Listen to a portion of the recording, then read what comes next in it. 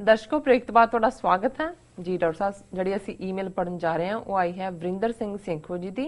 ਇਹ ਲਿਖਦੇ ਹਨ, ਵਾਹਿਗੁਰੂ ਜੀ ਕਾ ਖਾਲਸਾ ਵਾਹਿਗੁਰੂ ਜੀ ਕੀ ਫਤਿਹ। ਮੇਰੀ ਪਿਛਲੀ ਈਮੇਲ ਸੀ ਕਿ ਅੱਜ ਦੇ ਸਿੱਖ ਦੀ ਕੀ ਜ਼ਿੰਮੇਵਾਰੀ ਹੋਣੀ ਚਾਹੀਦੀ ਹੈ ਅਤੇ ਮੈਨੂੰ ਉਸ ਦਾ ਜਵਾਬ ਕਾਫੀ ਚੰਗਾ ਲੱਗਾ ਜੋ ਤੁਸੀਂ ਦਿੱਤਾ ਸੀ, ਜੋ ਸੀ ਕਿ ਆਪਣੀ ਸਮਰੱਥਾ ਅਨੁਸਾਰ ਆਪਣਾ ਯੋਗਦਾਨ ਖਾਲਿਸਤਾਨ ਦੀ ਕਾਇਮੀ ਵਿੱਚ ਪਾਉਣਾ। ਅਤੇ ਅੱਜ ਜੇ ਖਾਲਿਸਤਾਨ ਦੇ ਸੰਦਰਭ 'ਚ ਗੱਲ ਕਰਾਂ ਤਾਂ ਮੈਂ ਇਸ ਸੰਘਰਸ਼ ਦੇ ਸਕੂਲ 'ਚ ਦਾਖਲਾ ਲੈਣਾ ਹੈ। ਸੋ ਮੈਂ ਆਪਣੇ ਤੌਰ ਤੇ ਇਹ ਨਿਸ਼ਚੈ ਕਰਦਾ ਹਾਂ ਕਿ ਆਪਣੇ ਸਰਕਲ ਤੋਂ ਮੈਂ ਖਾਲਿਸਤਾਨ ਦਾ ਪ੍ਰਚਾਰ ਸ਼ੁਰੂ ਕਰਾਂ, ਪਹਿਲਾਂ ਆਪਣੇ ਪਰਿਵਾਰ ਤੋਂ, ਰਿਸ਼ਤੇਦਾਰਾਂ ਤੋਂ, ਦੋਸਤਾਂ ਤੋਂ, ਅਤੇ ਅਕਾਲ ਪੁਰਖ ਦੀ ਕਿਰਪਾ ਨਾਲ ਮੈਂ ਇਸ ਸੰਘਰਸ਼ ਦੀਆਂ ਅਗਲੀਆਂ ਕਲਾਸਾਂ 'ਚ ਵੀ ਚੰਗੇ ਨੰਬਰਾਂ ਨਾਲ ਪਾਸ ਹੋਣਾ ਚਾਹੁੰਦਾ ਹਾਂ ਜੀ। ਡਾਕਟਰ ਸਾਹਿਬ ਵੀਰ ਵਰਿੰਦਰ ਸਿੰਘ ਸੇਖੋਂ ਜੀ ਦਾ ਬਹੁਤ ਬਹੁਤ ਸ਼ੁਕਰੀਆ। ਉਹਨਾਂ ਨੇ ਸਾਨੂੰ ਦੁਬਾਰਾ ਲਿਖਿਆ ਜੀ ਔਰ ਉਹਨਾਂ ਨੇ ਬਿਲਕੁਲ ਠੀਕ ਪਹੁੰਚ ਲਈ ਹੈ ਔਰ ਅੰਗਰੇਜ਼ੀ 'ਚ ਕਹਿੰਦੇ ਨੇ ਚੈਰਿਟੀ ਬਿਗਨਸ ਐਟ ਹੋਮ। ਜੀ ਜੀ ਜਿਹੜਾ ਦਾਨ ਹੈ ਉਹ ਤਾਂ ਪਹਿਲਾਂ ਘਰੋਂ ਸ਼ੁਰੂ ਹੁੰਦਾ ਹੈ ਔਰ ਉਹਨਾਂ ਨੇ ਕਿਹਾ ਕਿ ਵੀ ਮੈਂ ਇਸ ਖਾਲਿਸਤਾਨੀ ਸੰਘਰਸ਼ ਦੇ ਸਕੂਲ 'ਚ ਦਾਖਲਾ ਲਿਆ ਔਰ ਮੈਂ ਇਹਦੀ ਸ਼ੁਰੂਆਤ ਜਾਂ ਪ੍ਰਚਾਰ ਆਪਣੇ ਸਰਕਲ ਤੋਂ, ਰਿਸ਼ਤੇਦਾਰਾਂ ਤੋਂ, ਦੋਸਤਾਂ ਮਿੱਤਰਾਂ ਤੋਂ ਕਰਾਂਗਾ ਔਰ ਮੈਂ ਸਮਝਦਾ ਕਿ ਬੜੀ ਠੀਕ ਪਹੁੰਚ ਹੈ ਔਰ ਸਮਰੱਥਾ ਅਨੁਸਾਰ। ਔਰ ਇਹ ਗੱਲ ਅਕਸਰ ਮੈਂ ਜਿਹੜੇ ਬੜੇ ਵੀ ਉਤਸ਼ਾਹ ਨਾਲ ਵੀਰ ਭੈਣਾਂ ਆਉਂਦੇ ਨੇ, ਕਈ ਵਾਰ ਉਹ ਬਹੁਤ ਕੁਝ ਕਰਨਾ ਚਾਹੁੰਦੇ ਨੇ, ਕਈ ਤਾਂ ਆਪਣੇ ਆਪ ਨੂੰ ਸ਼ਹੀਦ ਕਰਵਾਉਣ ਦੇ ਲਈ ਵੀ ਜਿਹੜਾ ਉਹ ਆਫਰ ਕਰਨਗੇ ਕਿ ਜੀ ਅਸੀਂ ਕੁਝ ਵੀ ਕਰਨ ਨੂੰ ਤਿਆਰ ਹੈ ਜੀ। ਪਰ ਮੈਂ ਹਮੇਸ਼ਾ ਇਹ ਮਹਿਸੂਸ ਵੀ ਕਰਦਾ ਹਾਂ, ਮੈਂ ਕਹਿੰਦਾ ਵੀ ਹਾਂ ਕਿ ਦੋ ਤਰ੍ਹਾਂ ਦੇ ਫੈਸਲੇ ਹੁੰਦੇ ਨੇ। ਇੱਕ ਜਜ਼ਬਾਤ ਵਿੱਚ ਲਏ ਹੋਏ, ਜਿਹੜੇ ਕਿ ਤੁਸੀਂ ਕਿਸੇ ਚੀਜ਼ ਲਈ ਇੱਕਦਮ ਤੁਸੀਂ ਕੋਈ ਭਾਵਕ ਕਵੀਸ਼ਰੀ ਸੁਣੀ, ਭਾਵਕ ਸਪੀਚ ਸੁਣੀ ਜਾਂ ਕੋਈ ਹੋਰ ਹੋਇਆ ਤੇ ਤੁਹਾਨੂੰ ਲੱਗਾ ਕਿ ਵੀ ਬਸ ਹੁਣ ਅਸੀਂ ਇਹ, ਫਿਰ ਤੁਸੀਂ ਉਸ ਤੋਂ ਵੀ ਭਾਵਕ ਕੋਈ ਨਾ ਪੱਖੀ ਗੱਲ ਸੁਣੀ ਤੇ ਫਿਰ ਜਿਹੜਾ ਪਹਿਲਾਂ ਚੜਿਆ ਹੁੰਦਾ ਹੈ ਅਸਰ, ਉਹ ਵੀ ਸਾਰਾ ਲੱਥ ਕੇ ਬਿਲਕੁਲ ਉਲਟ ਖਲੋ ਜਾਂਦਾ।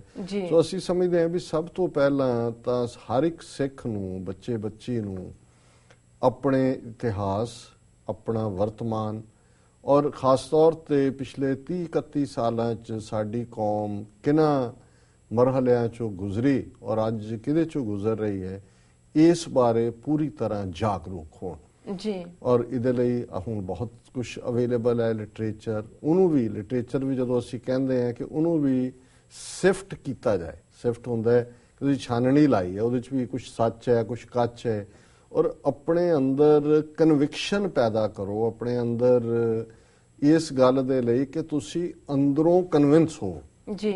ਜਦੋਂ ਤੁਸੀਂ ਕਨਵਿੰਸ ਹੋ ਜਾਂਦੇ ਹੋ ਔਰ ਕਨਵਿੰਸ ਤੁਸੀਂ ਹੋਵੋਗੇ, ਜ਼ਾਹਰ ਹੈ ਫੇਥ ਇੱਕ ਆਪਣੀ ਥਾਂ ਤੇ ਬੜਾ ਪਾਵਰਫੁਲ ਵੈਪਨ ਹੈ, ਪਰ ਦਲੀਲ ਦੇ ਨਾਲ, ਹਕੀਕਤ ਦੇ ਨਾਲ ਫਿਰ ਤੁਸੀਂ ਬਾਹਰ ਨਿਕਲਦੇ ਹੋ। ਔਰ ਇਹਨੂੰ ਈਵਨ ਅਧਿਆਤਮ ਦੀ ਦੁਨੀਆ 'ਚ ਵੀ ਜਦੋਂ ਅਸੀਂ ਗੁਰਬਾਣੀ ਪੜ੍ਹਦੇ ਹਾਂ ਕਿ ਪ੍ਰਥਮੇ ਮਨ ਪ੍ਰਬੁੱਧ ਹੈ ਆਪਣਾ, ਪਾਛੈ ਅਵਰ ਰਿਝਾਵੇ, ਕਿ ਪ੍ਰਥਮੇ ਸਭ ਤੋਂ ਪਹਿਲਾਂ ਮਨ ਪ੍ਰਬੁੱਧ ਹੈ ਆਪਣਾ, ਐਨਲਾਈਟਨ ਯੋਰਸੈਲਫ ਜੀ।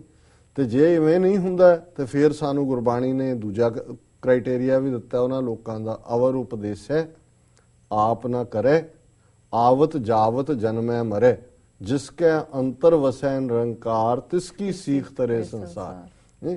ਕਿ ਬਹੁਤ ਵਾਰ ਅਸੀਂ ਦੂਸਰਿਆਂ ਨੂੰ ਤਾਂ ਉਪਦੇਸ਼ ਕਰਦੇ ਪਰ ਅਸੀਂ ਆਪ ਉਸ ਤੇ ਅਮਲ ਨਹੀਂ ਕਰਦੇ ਔਰ ਉਹਦਾ ਕੋਈ ਫਾਇਦਾ ਨਹੀਂ ਹੁੰਦਾ। ਜਿਹਦੇ ਅੰਦਰ ਰੱਬ ਵਸਦਾ, ਜਿਸ ਕੇ ਅੰਤਰ ਵਸੈ ਨਿਰੰਕਾਰ, ਤਿਸ ਕੀ ਸੀਖ ਤਰੇ, ਉਹਦੀ ਸਿੱਖਿਆ ਦੇ ਨਾਲ ਹੀ ਕਿਸੇ ਦਾ ਭਲਾ ਹੋਏਗਾ।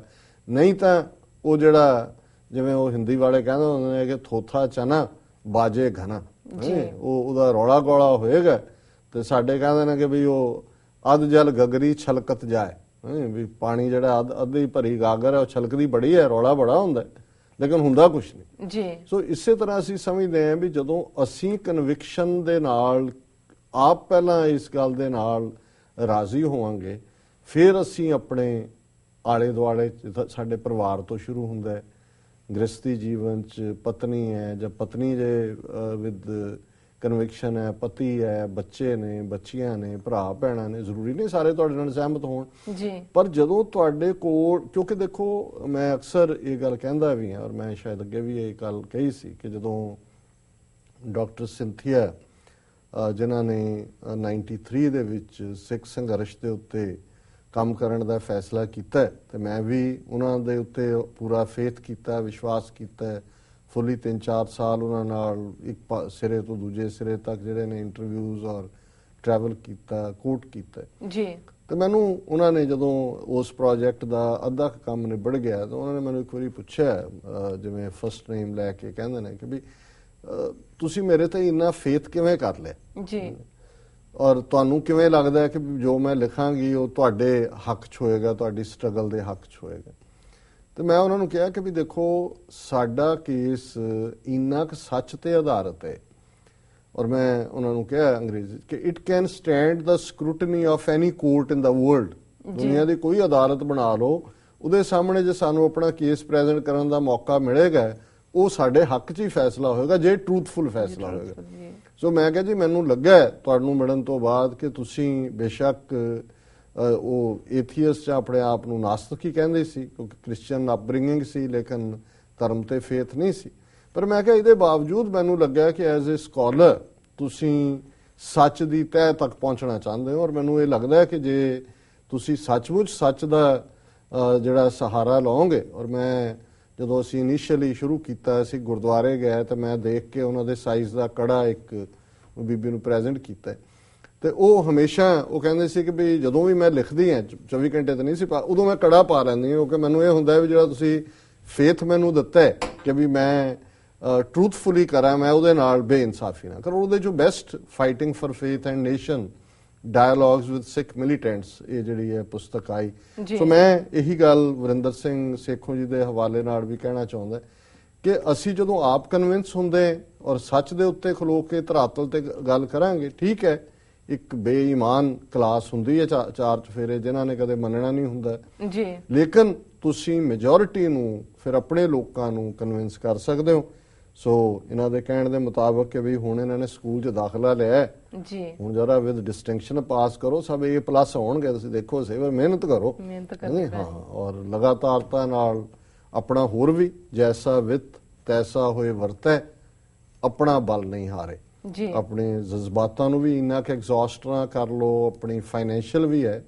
ਔਰ ਅਸੀਂ ਇਹ ਅਪੀਲ ਵੀ ਕਰਦੇ ਹਾਂ, ਹੁਣ ਉਹਨਾਂ ਨੇ ਗੱਲ ਕੀਤੀ ਹੈ ਕਿ ਵੀ ਅਸੀਂ TV 84 ਦੇ ਹਵਾਲੇ ਨਾਲ ਜਿੱਥੇ ਅੱਗੇ ਵਧਣ ਦੀ ਕੋਸ਼ਿਸ਼ ਕਰ ਰਹੇ ਹਾਂ, ਕੁਝ ਕਦਮ ਵਧਾਏ ਨੇ। ਇਸ ਵੇਲੇ ਅਸੀਂ ਕਾਫੀ ਫਾਈਨੈਂਸ਼ੀਅਲ ਜਿਹੜਾ ਹੈ ਉਹ ਕ੍ਰਾਈਸਿਸ 'ਚ ਵੀ ਹੈ ਜੀ ਔਰ ਅਸੀਂ ਇਹ ਅਪੀਲ ਵੀ ਕਰਾਂਗੇ ਆਪਣੇ ਦਰਸ਼ਕਾਂ ਨੂੰ, ਸਰੋਤਿਆਂ ਨੂੰ ਕਿ ਵੱਧ ਤੋਂ ਵੱਧ ਕੰਟਰੀਬਿਊਟ ਕਰਨ। ਅਜੇ ਤੱਕ ਅਸੀਂ ਕੋਈ ਬਿਜ਼ਨਸ ਮਾਡਲ ਨਹੀਂ ਡਿਵੈਲਪ ਕੀਤਾ, ਅਸੀਂ ਕੋਈ ਜੋਤਸ਼ੀਆਂ, ਤਾਂਤਰਿਕਾਂ, ਕੋਈ ਦੂਜਿਆਂ ਦੀਆਂ ਐਡਾਂ ਵੀ ਨਹੀਂ ਜਿਹੜੇ ਕਿ ਅਪਰੋਚ ਵੀ ਕਰਦੇ ਨੇ। ਉਹਨਾਂ ਨੂੰ ਵੀ ਲੱਗਦਾ ਕਿ ਬਈ ਜਿਹੜਾ ਉਹ ਪੈਸੇ ਬਣਾਉਂਦੇ ਨੇ ਜਿਵੇਂ ਬਾਕੀ ਥਾਵਾਂ ਤੇ, ਪਰ ਹਾਲ ਦੀ ਘੜੀ ਜਦੋਂ ਤੱਕ ਅਸੀਂ ਇੱਕ ਸਫੀਸ਼ੀਐਂਟ ਬਿਜ਼ਨਸ ਮਾਡਲ ਜਿਹਦੇ ਥੱਲੇ ਐਡਵਰਟਾਈਜ਼ਮੈਂਟਸ ਔਰ ਸਪਾਂਸਰਸ਼ਿਪਸ ਔਰ ਦੂਸਰੀਆਂ ਵੱਲ ਨਹੀਂ ਤੁਰਦੇ, ਅਸੀਂ ਤੁਹਾਡੀ ਕੰਟਰੀਬਿਊਸ਼ਨ ਦੇ ਉੱਤੇ ਹੀ ਜਿਹੜਾ ਹੈ ਉਹ ਰਿਲਾਈ ਕਰਦੇ ਜੀ। ਲਗਭਗ 2.5 ਸਾਲ ਅਸੀਂ ਜਿਹੜਾ ਇਸ ਨੂੰ ਸਰਵਾਈਵ ਕਰਵਾਇਆ ਐਂਡ ਵੀ ਆਰ ਹੋਪਿੰਗ ਕਿ ਜਿੰਨਾ ਹੁਣ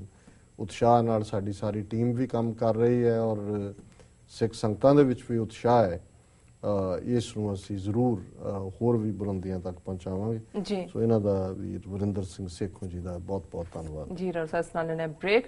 ਵਿਊਅਰਸ, ਵਿਚਾਰਾਂ ਦਾ ਸਿਲਸਿਲਾ ਇਸ ਤਰ੍ਹਾਂ ਚੱਲਦਾ ਰਹੇਗਾ। ਮਿਲਦੇ ਹਾਂ ਛੋਟੇ ਬ੍ਰੇਕ ਤੋਂ ਬਾਅਦ।